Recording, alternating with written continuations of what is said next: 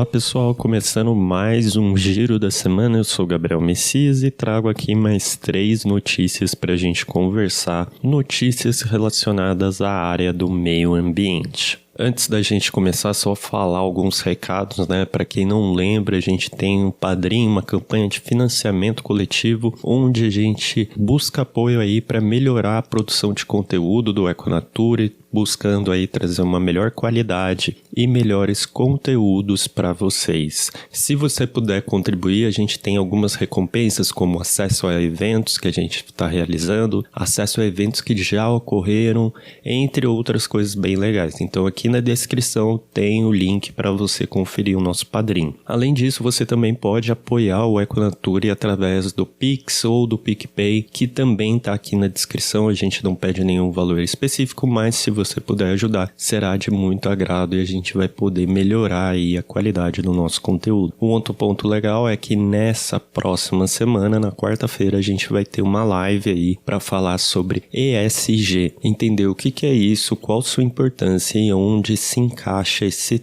tema. Então, sem mais enrolação, bora começar as nossas notícias aí. A primeira notícia que eu trago aqui, ela foi publicada no site da Unicef e ela tem o seguinte título: apenas 4% dos jovens ativistas na América Latina e no Caribe disseram que a ação climática é suficiente. Bem, essa notícia aí, ela traz uma pesquisa que ela foi feita pela Unicef com jovens tanto da América Latina quanto do Caribe. Ela foi uma pesquisa realizada em 32 países dessa região através de SMS do celular no início desse ano de 2021. SMS, que é uma tecnologia que não é tão mais utilizada, né, pessoal? Essa entrevista ela englobou aí um total de 500 ativistas e ela teve o intuito de avaliar a ação climática governamental, assim como a participação desses jovens nas tomadas de decisões, bem como as suas propostas de solução. Segundo a diretora regional da Unicef para a América Latina e o Caribe, Jean Gould,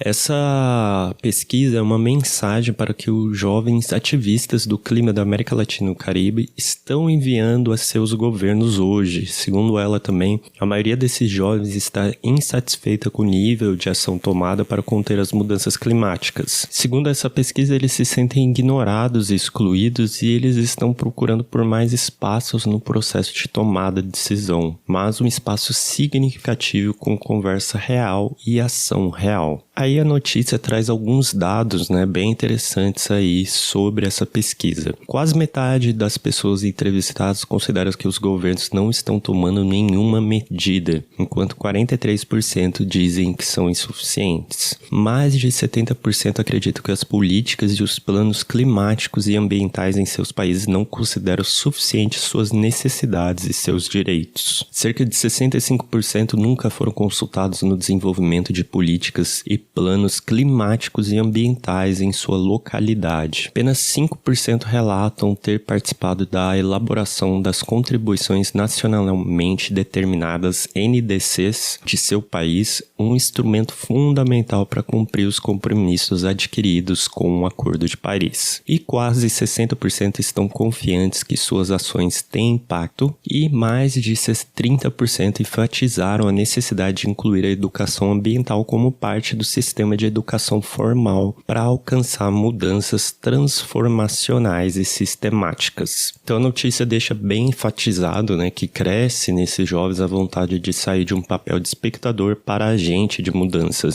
E o papel da educação ambiental ela é vista como uma ferramenta fundamental nesse processo. Então se faz necessário incluir eles, os jovens, nesse debate, mais do que isso, levá-los a sério também. Só um dado também interessante que a notícia traz é que a Unicef estima aí que 169 milhões de crianças, 9 em cada 10, vivam em áreas onde pelo menos 2 choques climáticos e ambientais se sobreponham. Bastante coisa, Então, falando um pouco dessa notícia, é inegável que cada vez mais as novas gerações, elas se intensificam a sua atenção quanto às temáticas ambientais e sociais. Então fica difícil dizer e sustentar que a gente não tem que incluir esses jovens nessa discussão. Um grande exemplo disso tudo é a Greta Thunberg. Lá em 2015, ela começou a fazer protestos durante o horário escolar dela, pedindo ações referentes às mudanças climáticas, visto que o país dela, a Suécia, vinha passando por grandes queimadas. Ela tomou um grande reconhecimento mundial, teve voz em diferentes eventos mundiais organizados sobre esse tema, como, por exemplo, da ONU, e ela recebeu diversas críticas e perseguições também, principalmente por pessoas que falavam que ela era muito radical. E ela continua sendo aí uma grande voz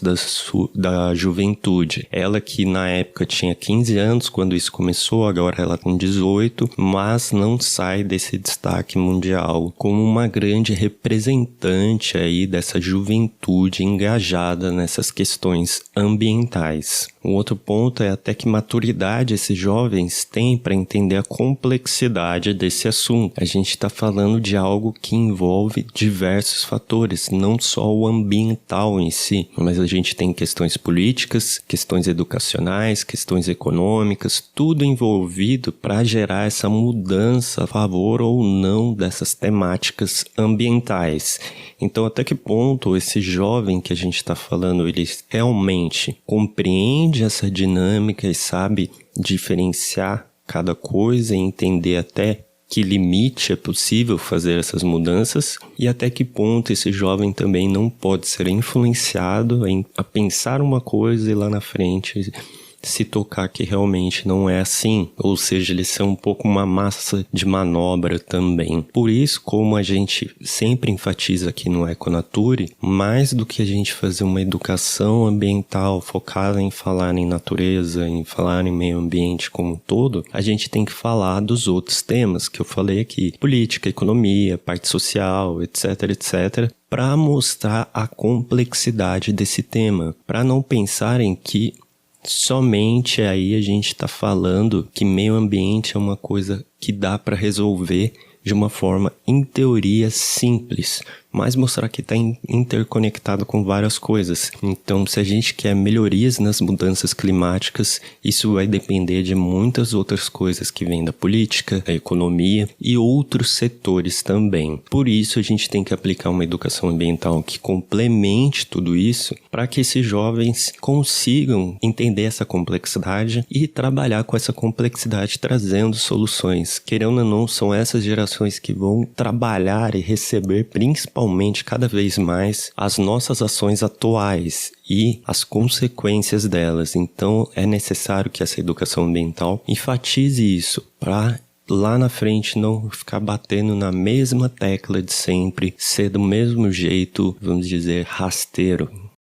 Bem, a segunda notícia que eu trago aqui, ela foi publicada no site G1, ela se chama Aparições de tubarões na orla de Balneário Camboriú chegam a 23 desde agosto, segundo o Museu de Oceanografia. Então essa notícia aí trata de obras de alargamento que está ocorrendo na faixa de areia lá em Balneário Camboriú, que fica no norte catarinense, e ele mostrou que houve um aumento da incidência aí de encontros com tubarões, que eram de 16 para 23 desde o começo das obras em agosto, e esses relatos foram feitos principalmente por pescadores. Em setembro, por exemplo, houve um registro de um animal de aproximadamente 2 metros que foi visto por surfistas da região. E aí a notícia traz a opinião de um especialista sobre o tema, o biólogo André Rodrigues Neto, e ele diz o seguinte: com a drenagem de areia do fundo oceânico ao afloramento e exposição de espécies que vivem no fundo do mar, ativando ainda mais o processo da cadeia alimentar. Seres marinhos como crustáceos, moluscos e pequenos peixes se tornam presas fáceis para peixes maiores. E estes peixes maiores atraem outros ainda maiores, que é o caso dos tubarões. Então nessa região a gente tem lá também, desde a década de 1960, registros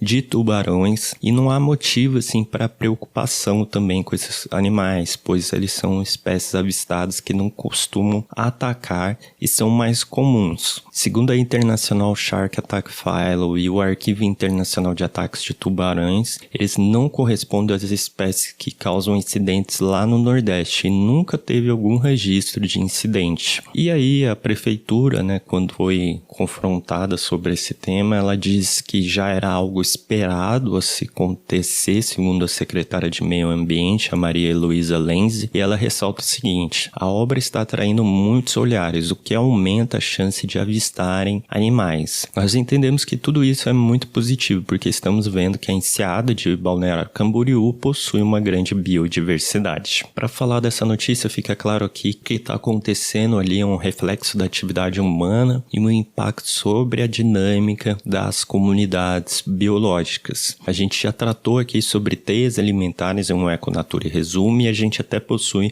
um mini curso lá no Hotmart, onde o William trata desse tema, inclusive mini cursos que estão com desconto nesse mês de novembro, segundo Black Friday, com desconto de 20%, você pode adquirir, é só acessar o nosso site aqui no link da descrição. E a gente já enfatizou nesses materiais como as alterações promovidas pelo homem podem alterar as dinâmicas que ocorrem no ambiente. Nesse caso, houve um aumento do recurso de alimentos, ou seja, da base, como o biólogo aqui ressaltou também, entrevistado, que fez que os predadores de topo, ou seja, os tubarões, expandissem sua área de vida e começassem a ocorrer esses encontros. Ao longo da notícia, como eu disse, eles dizem que é algo que já era esperado, mas não é ressaltado na notícia se existem algumas medidas prévias para isso. Por que eu falo de medidas prévias? Alguma coisa como, por exemplo, isolamento da área. Por quê? Porque esse é um tipo de animal que não é carismático. Então, gera algum estranhamento por algumas pessoas. Outra coisa que é citada na notícia também, que aqueles registros que eu falei que são feitos principalmente por pescadores, eles ocorrem através de captura. Uma captura não intencional, que é algo corriqueiro que acontece nessa região. E aí eu quero só destacar a última frase, foi da secretária de Meio Ambiente, que ela fala que isso é um ponto positivo, porque dá para ver a nossa biodiversidade. Eu acho que essa frase é um pouco para amenizar a situação, né? Mas no ponto que, se a gente for analisar a fundo, isso pode ser realmente algo perigoso. Por quê? Porque, como eu falei, eles são espécies não carismáticas. A pessoa vê um tubarão, já vai achar que vai ser atacada. A maioria deles.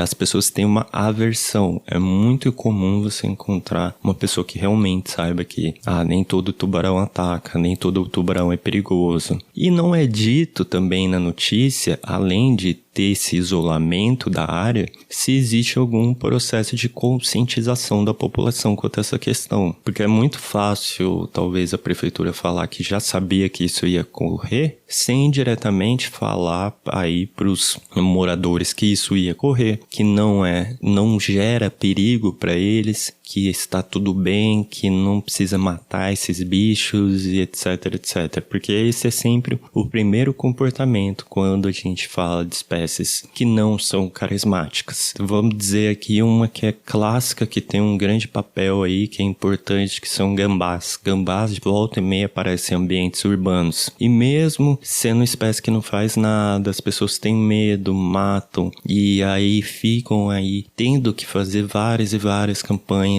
de conscientização quanto a uma espécie que não causa nenhum dano. Isso sobre uma espécie que é pequena, que até algumas pessoas podem achar bonitinho, engraçadinho, um gambá. Imagine um tubarão, então. E até a própria matéria, né, ela traz a imagem dos registros que aconteciam lá na década de 1960. E numa dessas imagens tem um morador com um tubarão martelo segurando ele morto, né?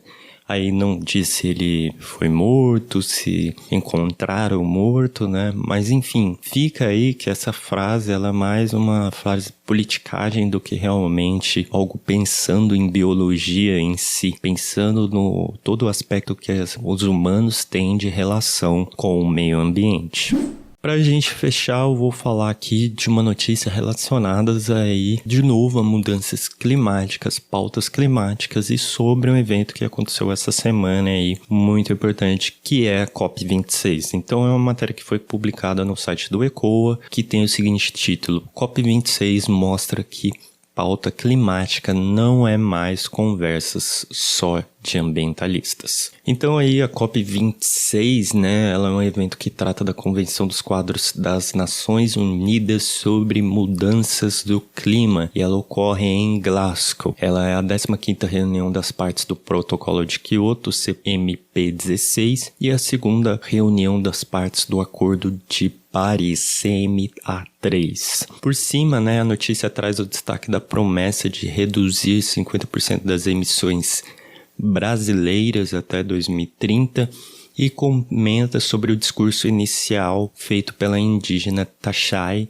Suri, que ela é brasileira e esteve aí discursando na abertura do evento. Então, para quem não viu aí, o Ministério do Meio Ambiente aí representado no evento pelo presidente do nosso país, esteve anunciando que tem essa meta de reduzir 50% das emissões de gases que contribuem para as mudanças climáticas até 2030. E aí, nessa notícia, ele destaca 3 outros pontos complementares. Não foca tanto nisso que eu falei no começo, mas foca nesses outros pontos, 3 pontos, que é a presença do Brasil Action Hub, que é a pauta climática não ser mais algo discutido por um único grupo, e por último, a necessidade de melhorar as metas para o Brasil. Então eu vou falar de cada um desses 3 pontos que a matéria destaca aqui separadamente. Primeiro, falando sobre o Brasil Action Hub, é uma entidade aí formada, na verdade, que ela tem o nome chamado Brasil Climate Action Hub. Ela foi criada em 2019, envolve várias organizações não governamentais, outras entidades, e ela é tocada aí pelo Instituto Clima e Sociedade,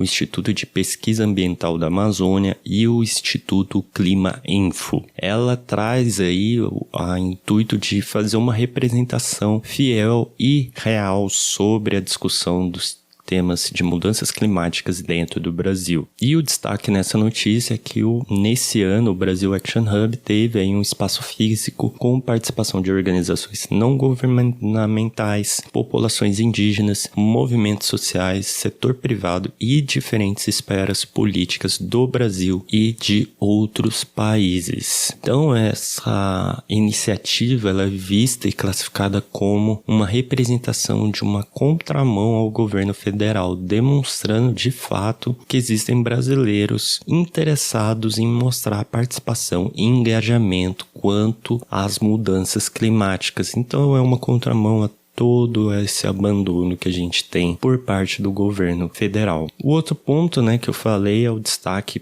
para outras pessoas interessadas na temática ambiental. E para isso eles conversaram com o Mário Mantovani, bem famoso aí, que ele é diretor de políticas públicas da Fundação SOS Mata Atlântica, e ele destaca assim: hoje ficou muito claro que a sustentabilidade e as questões climáticas não são mais papo só de ambientalista. Eu vejo aqui muita gente da área de economia, empresários, gente que eu não via em outras COPs. Então, bem bacana ver esse novo envolvimento, esse maior engajamento. E por fim, quanto às melhorias necessárias, né? Como eu disse, o governo federal prometeu avanços para as mudanças climáticas no Brasil, mas elas não engajaram realmente. E por que elas não engajaram? E aí, para isso, a notícia traz aí a fala e a explicação da Flávia Belegarda, que ela é coordenadora de política de justiça climática do Climate Reality Brasil e fundadora da La Clima e Youth Climate Leaders. Ela diz que o Brasil ele não mudou o que se chama de NDC. Citei o NDC lá em cima na outra notícia, mas não expliquei, então vamos falar o que é o NDC agora. O NDC nada mais é que uma sigla em inglês que quer dizer Contribuição Nacionalmente Determinada. Ela é um documento que formaliza o compromisso ambiental feito pelos países signatários do Acordo de Paris. Então, o que quer dizer isso? São as metas que realmente vão ser feitas, as coisas que vão ser feitas para mudar essa questão climática. Porém, quando o Brasil anunciou essas mudanças, esse intuito, né, de chegar aos 50% até 2030, eles não mudaram o NDC. Ou seja, o Brasil ainda continua com esses compromissos de forma vaga e não explicativa realmente do que vai ser mudado de quais vão ser as propostas feitas. A Flávia, ela destaca, né, que é necessário ter mudanças em políticas públicas que efetivamente demonstrem essas mudanças que o governo federal disse que vai fazer. Falando um pouco dessa notícia, né, é interessante que a COP26 é o primeiro grande evento presencial aí de debate dessas questões após o início da pandemia. Ela se destaca por reunir aí 197 nações e preparar metas para 2030, então é muito importante, a gente tem muitas nações envolvidas nesse debate, e esse debate, como a notícia diz, já deixou de ser algo fechado a um grupo específico, então a gente tem cada vez mais pessoas interessadas nessa temática relacionada às mudanças climáticas, seja de diferentes setores, que estão se unindo. Isso é muito importante para a gente realmente trazer mudanças de fato. E como a notícia traz, mais uma vez, a gente tem ações ambientais do governo federal brasileiro mais ilustrativas do que de mudança em fato. E são ações, na verdade, para manter o mercado internacional, para manter a visão, vamos dizer, boa do Brasil lá fora, enquanto aqui dentro a gente sabe que realmente o que acontece é muito diferente do que o governo federal tenta passar. E aí, como a notícia sugere, a COP26 vai ser um marco importante para saber se vai ocorrer ou não melhorias nos aspectos ambientais, porém que depende muito do compromisso de todos os participantes. E ao longo dessa semana a gente já viu que alguns participantes não estão tão dispostos assim a contribuir. Mas na próxima semana a gente vai ter um especial aí comigo, com o William, com o Antônio, falando somente sobre COP26. A gente vai pegar algumas notícias sobre esse tema e debater mais a fundo. Aqui só foi um apanhadinho básico pra gente introduzir o tema e não deixar passar na semana que teve a COP26 esse assunto. Então é isso, pessoal. Agradeço você que ouviu. Hoje a gente falando aí sobre duas notícias relacionadas a mudanças climáticas, uma sobre a COP26, uma sobre a participação dos jovens e uma notícia aí envolvendo a parte mais de zoologia, ecologia, presença de tubarões e um pouco a maquiada política sobre essa questão. Se você gostou, tem alguma sugestão, deixa aqui nos comentários. Tem sugestão de notícia? Manda pra gente, pode ser pelo direct do Instagram, pelo YouTube, e-mail, se você gostar mais do e-mail também, enfim, qualquer uma das nossas redes. Então é isso, um abraço e até a próxima edição, pessoal.